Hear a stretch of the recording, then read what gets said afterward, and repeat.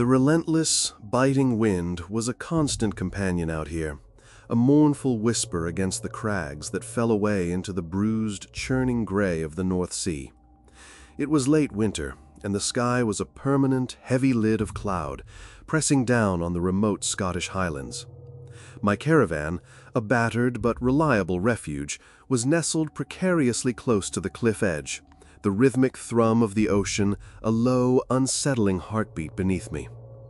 I was a man who once found solace in the precise, ordered lines of maps, a cartographer by trade, until the modern world's relentless sprawl felt less like progress and more like a suffocating shroud.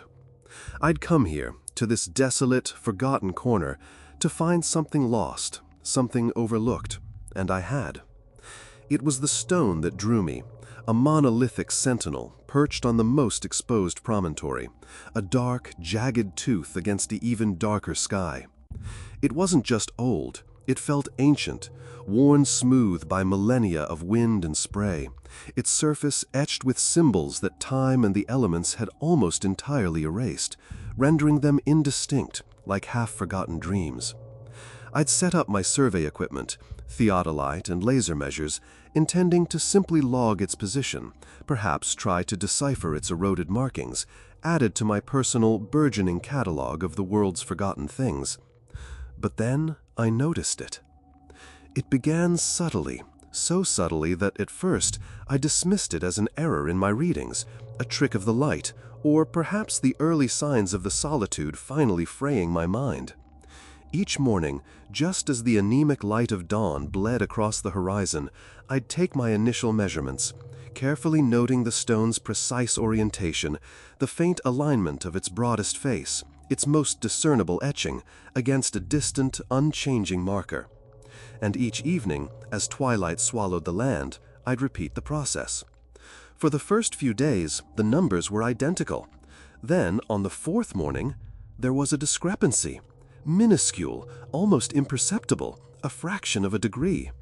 I recalibrated, remeasured, blamed the wind, the cold, my own fatigued eyes.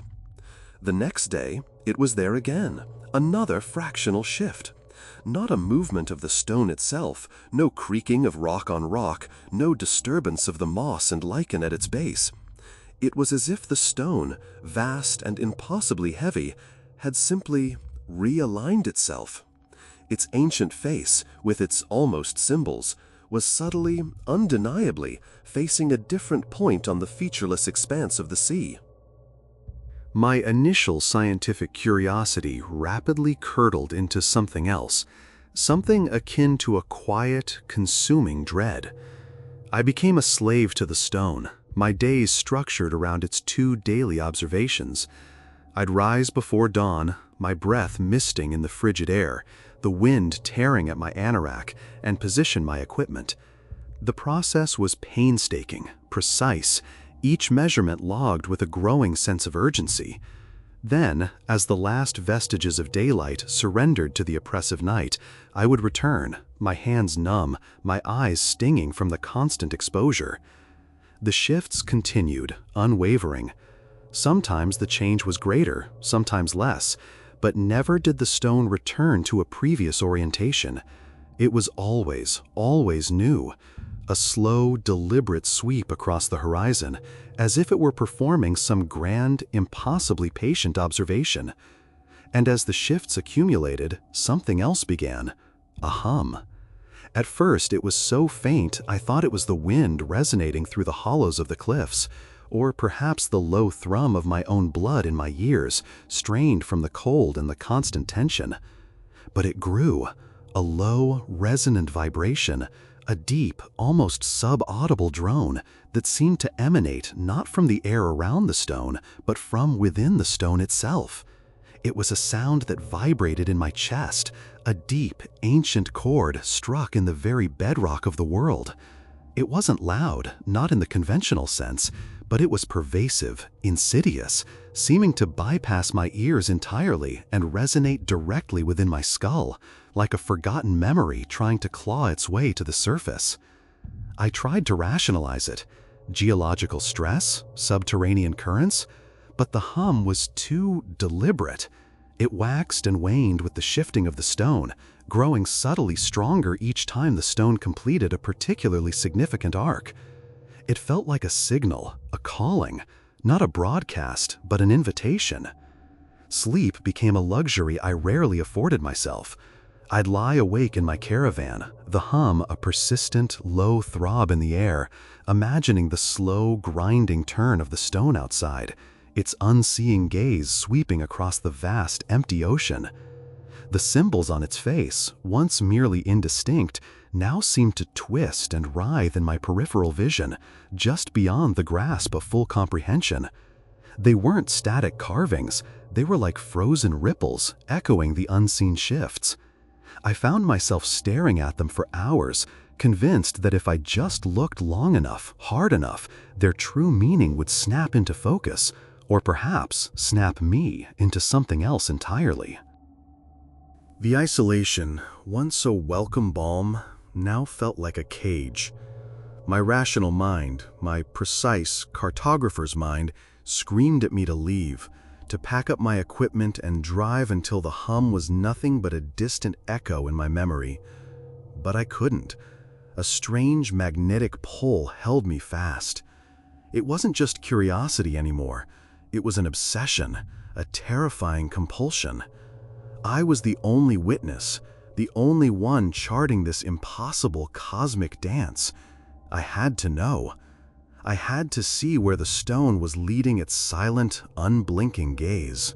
The sea, always a formidable presence, began to take on a new, more sinister character.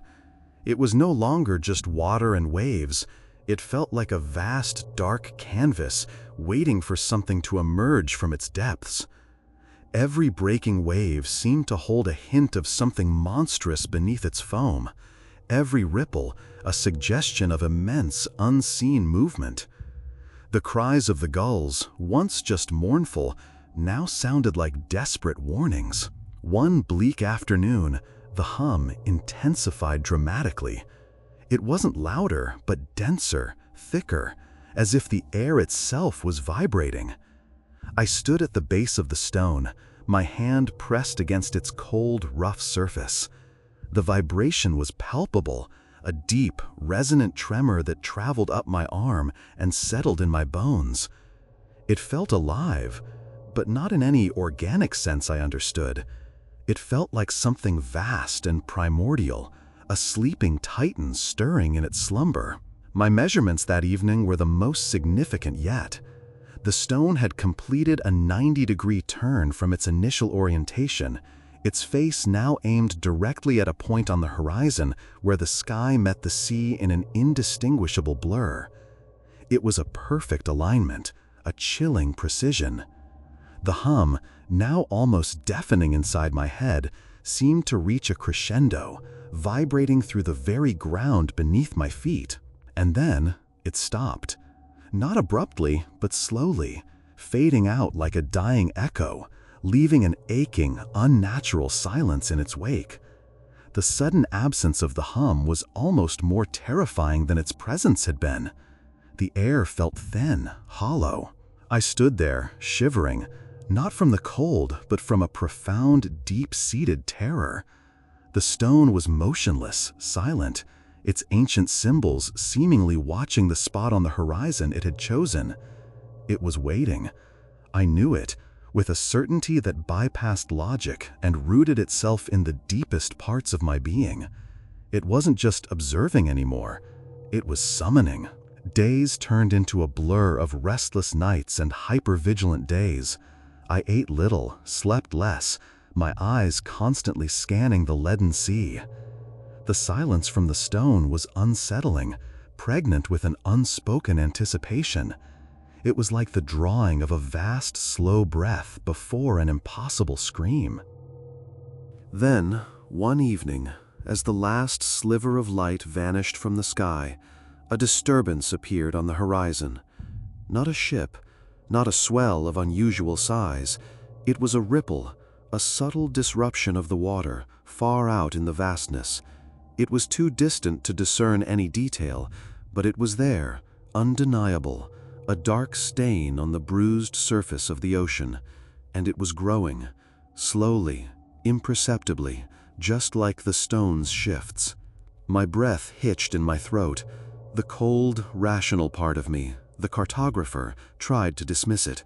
A trick of the light, a cloud shadow. But the deeper, animal part of me, the part that had been slowly flayed raw by the stone's relentless presence, knew it was coming. The next morning, the ripple was larger, more defined, a low, dark mass that seemed to displace the very ocean itself. It moved with a terrible, unhurried grace, drawing closer with each passing hour.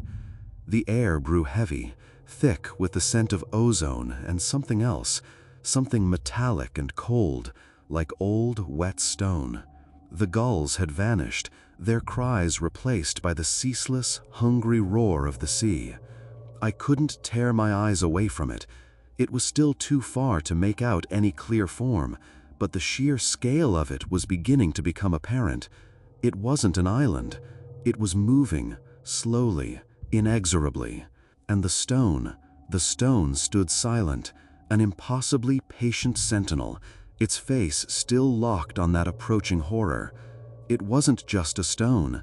It was an eye, an ancient, unblinking eye, fixed on a rendezvous aeons in the making. I felt a profound, chilling kinship with the stone in that moment. We were both witnesses, trapped in this bleak, windswept purgatory, forced to watch the arrival of something that would surely shatter the delicate illusion of human understanding. The cosmic dread I had only hinted at in my mind before now solidified into a crushing weight, pressing down on my chest, stealing my breath. This wasn't just a strange phenomenon. It was the unfolding of an event, an ancient mechanism reaching its terrible culmination. As the days bled into each other, marked only by the slow, horrifying approach of the thing from the sea, my mind began to fray at the edges. I no longer cared about my maps, my charts, my meticulous notes. They felt absurd, meaningless in the face of what was coming. The world I knew, the world of predictable physics and measurable phenomena, was a fragile construct, about to be peeled back to reveal the true, abyssal reality beneath. The cosmic dread I had only hinted at in my mind before now solidified into a crushing weight, pressing down on my chest, stealing my breath. This wasn't just a strange phenomenon.